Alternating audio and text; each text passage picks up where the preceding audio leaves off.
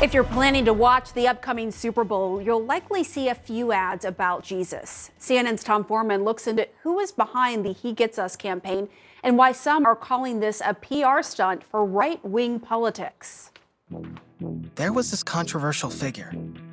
Everywhere he went, people challenged him.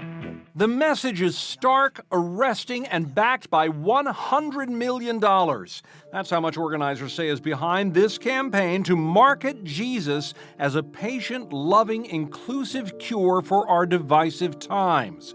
With the tagline, He Gets Us. Jason Vanderground. We're trying to unify the American people around the confounding love and forgiveness of Jesus. The campaign website is filled with phrases saying Jesus called out the toxic religious and political systems, led the protest against the walls that divide us, and broke the chains that held women in bondage. Merchandise declares Jesus was a refugee and an immigrant.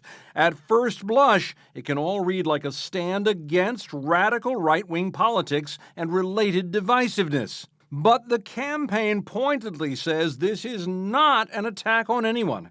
It is an outreach to young Americans whom polls show are abandoning Christianity and other faiths at a historic pace. A lot of times when people look at Christianity, they see it as much more unfortunate, hypocritical, judgmental, kind of discriminatory. Add the fact that He Gets Us is funded by anonymous donors acting through a Kansas nonprofit linked to staunchly conservative causes, and it raises alarms for some skeptics, such as Chrissy Stroop, a former evangelical who now reports on religion. I believe the He Gets Us campaign is a PR effort and website strategically developed by right-wing evangelicals to rope people in with inclusive-sounding messaging and get them plugged into local churches that will eventually teach them that to be a Christian means to support right-wing politics.